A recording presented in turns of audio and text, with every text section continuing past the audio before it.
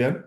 Okay, thank you. I have some very brief general remarks, and I start just with her introduction, where Calhoun presents the first part of her article, and with this statement, the decline of civility has increasingly become the subject of lament, both in popular media and in daily conversation. So my first point, and it's a very minor point, and I care to suggest that if we pivot away from the 21st century, we recognize, as Mikhail was pointing out, that civility to be a concern it occupied us from the most ancient of days to the current, and it was and is a repeated and cyclical concern. Perhaps not exactly as Professor Velichar has suggested, is not always the same return, as our present concern now faces the experience of overpopulation, let's say. We find the Egyptians wrote the Book of the Dead. The text described the weight of the heart. It was a way of measuring your life, and it helped determine your eternal outcome. Socrates, as was just pointed out, was poisoned for corrupting the youth of Athens, and this was in accordance with the laws. Socrates' defense, as we know, he acted in accordance with the good to learn what was true. And at that time, it was the oracle who set Socrates on his path. It was not his own decision. Should he have ignored the oracle? A decree, he could not, because as a philosopher, he was engaged with what was true. Mikhail, you echo, or I echo your sentiments. Galileo, we all know, was excommunicated, not for accepting the established doctrines of the church. He turned instead towards what was true for his inwardness. Jeanne d'Arc was led to the flame of fate, in a sense, self-chosen. Rather to be civil to her society, she was civil to God, her, as she thought, true being. Yet her choices were not merely subjective.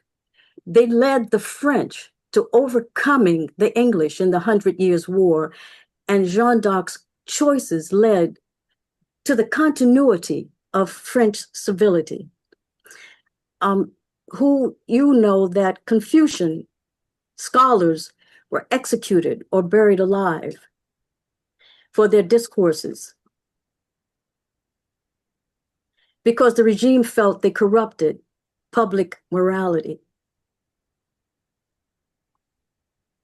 Today, we understand these discourses as focused on building moral character. Now, Calhoun's first sentence was perhaps written haphazardly, far too quickly for the page, but her second sentence, I think, is more akin to our truth, or what we should consider.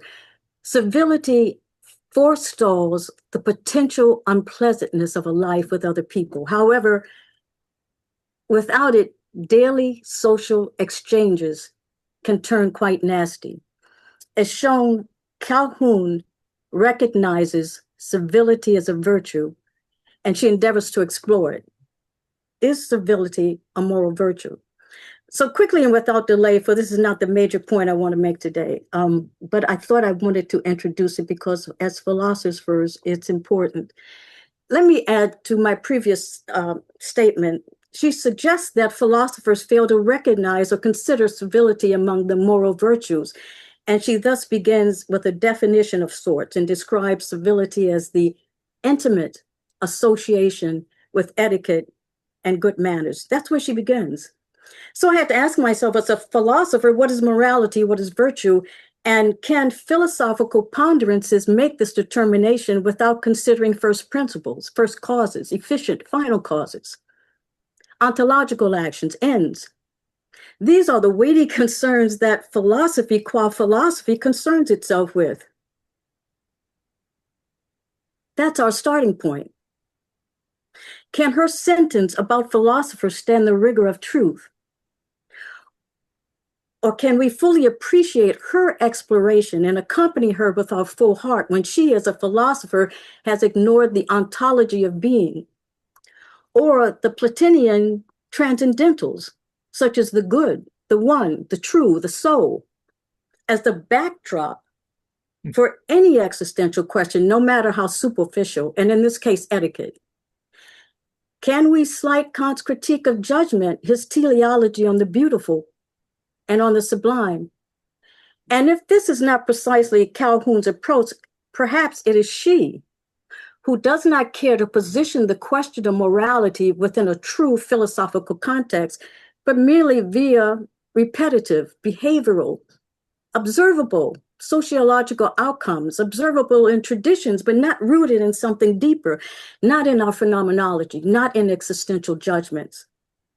She doesn't ask if virtues have deeper roots than psychodrama and smells and taste, if they arise from existential judgments made ontological from ontological observations regarding being itself. She makes no mention of the dialectical dynamics that concretize our effervescence, our relative subjective synthesis that is ever accompanied by, I would call, a dialectical whirlwind, and from which we are never exchanged. Calhoun does not consider Plato's theory of innate ideas, of the eternal soul, if there's one, which knows through recollection, or Locke's tabula rasa, which is fully blank, and upon that which our historical tradition writes. How do we choose or pick and choose from what is written? These concerns are not a fiction for philosophers. Our approach into ethics is Plato's symposium, taking us while at the feast, drinking Dionysius's wine, that we dialogue and we mingle our behaviors. That's the true arena of philosophy. But we also take into account while there the ladder and the evolution of what we have discerned as love. As philosophers, and we will ever be the lovers of wisdom, even starting at the lower rungs, we determine eros, we find eros, and then we find love itself, conforming to the laws, and flounder not haphazardly into charitas, but we're guided by wisdom. So my point here is this. Paul Weiss, the philosopher and logician, states we must look at every statement. If the foundation and starting points of an argument are weak, can we trust that the structure maintains stability? But let me leap in these moments afforded to me to a subject we have thoroughly discussed last week and which Calhoun also, raises. And that has to do with the role of the Victorian fork rules. She establishes this as a paradigm. And thankfully, we all discussed this last week, and Elias has explained quite thoroughly Erasmus's delineated account of the fork and very dramatic theatrical details. His writing is like what was for me a time machine, taking us back into a time we have forgotten. We can actually feel like we're sitting at the same table. We can witness, without the fork, men and eating without decorum, with what we view today as filthy, dirty hands, eating, snorting, gulping, belching, spitting, without thoughts of gluttony and not of the other person's sensibilities while we're sitting at the table. And mentioning the Odyssey, for those who saw the Odyssey this weekend or have read the book, this scene reminded me of the sorceress Circe, who transformed with her craft, and this is the word I want to look at here, craft. With her craft of magic, Odysseus's crew, she turned these men into pigs. Circe claimed she only turned these men into what their character truly was. Their true selves were hidden only by their human form. Their human form concealing their true nature. Now, Circe, at the behest of Odysseus, used that same craft, that same skill of magic, transformed the pigs back into their human form. Though human, they were inwardly still pigs. This magic craft, for me, is the power of the fork, which Erasmus has brought to our attention. This fork as the transformer is our current elephant in the room. It's both our victory and our nemesis. This is the power of technology. Both Elias and Calhoun, without realizing it, instantiate the fork as a concrete utility that separated the classes and brought forth refinement, but it is also a metaphor emphasizing how production, the products we make, the objectification that we find splintering in our intellect, resourced everything from nature, all remanufactured and contoured to meet our ends. All the litter, all the stuff made from us has altered our way of being in the room, of being in the world, of being at the dining table. This was all discussed last week. But if we could hurl back to the Agora for a moment, walking alongside Aristotle and heeding his discourse on techne, or just stay here in the room reading the book 6 of the Nicomachean Ethics, techne is a virtue, not a moral, but it's an intellectual virtue. But we can see from the 21st century podium where we're standing that this intellectual virtue should proceed using moral guidelines, for indeed, without them, we may fall into what Erasmus called shame and embarrassment. But even to something far more worse, we are now questioning our continued existence in the light of what we have made. Humanity is again questioning, it's not the first time posed, survival, but it's not from a moral or theological perspective that we're asking. But this time it's from a technological, ecological perspective. Technology has wrought this Victorian fork. It is our technological craftiness. And as Newbong, last week you asked the question, or posed the question for us. Once society is thus constructed, can it be deconstructed? I fear the answer is no. Technology has become for us a thing in itself. The fork is no longer in our hands. It's an ultra object.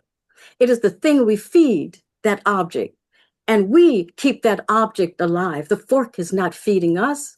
It's not keeping us alive. There's a new being on the horizon.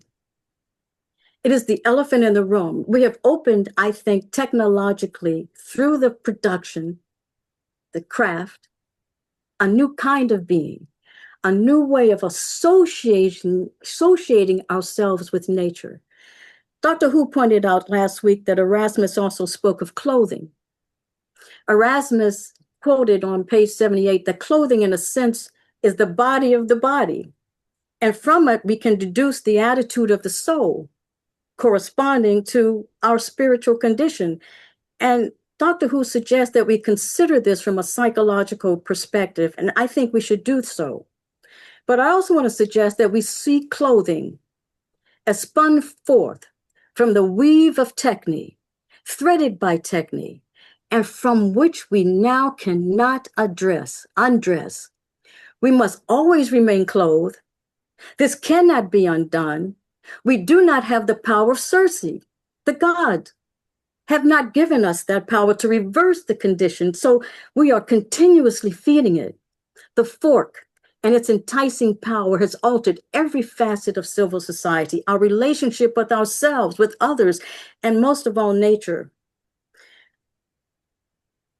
From the first loincloth that covered our nakedness, we cannot unveil. If we tried to disrobe in public, we would be imprisoned.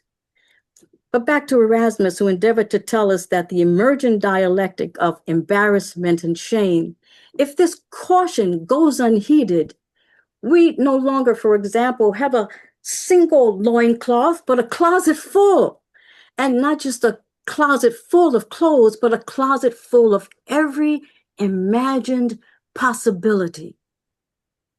Our outer space is now full of that, full of space junk, they call it. And if we look around, we have made everything and must keep producing. If we stop producing, our very survival as we know it will change. Our civility will change. We must keep feeding the technique and the production, which is no longer under our control. Again, the Victorian fork that has distanced us from the savagery of the kill, that helped refine our behavior, even if we dispense of it. We will put in it another craft. Let's say, for an example, the prayer, the napkin, the goblet. Prayer is a craft we developed in recognition that eating is vicious, it's savage, but the Gregorian song has made us closer to heaven. If we analyze it thoroughly, we will see that even Aristotle, in his greatest nightmare, could not have envisioned how technology or our technocratic system had enveloped into a kind of being in itself. The fork, again, is an ultra object. It is not, as we've been saying, the fork is no longer held in hands. Professor Villacha, mimicking the Hegelian master-slave description, our products have become such vital necessities that without them, we feel our very life as civil beings would perish. We are no longer the masters of the things we have made, even our sociological conditions. We serve them. We have brought from out of ourselves the poiesis, the pieces, the embarrassment and shame, and we are no longer paying heed of any consequence. The double-faceted intellect by which Erasmus speaks, suggesting moderation and restraint, we have quieted. If we observe the current state of everyone's interests, artificial intelligence, this revolution, if we don't keep up, will be ostracized. So we are not merely because of we desire to do it for ourselves, it's almost a matter of must. But with regard to the fork, and this is my last statement, and the consequent structures of our civilizing behavior, since we can't arrest them, we can't arrest our creativity, our inventiveness. This appears to be the natural order of things. It seems to be what it means for us to be human. We should ask, what is it in this force that we as civil beings appear to not have power to control? We have become a humanity who thinks itself successful only in production, only in technique. Is this the natural order of things? This Promethean fire? Did it come from the gods? Who am I now eating with this fork in my hands, these structures forged, this power which appears no longer under my control, and in fact baffling even unto myself? It is no longer mine. Perhaps the fire is and always, while a gift, remains in the possession of the gods.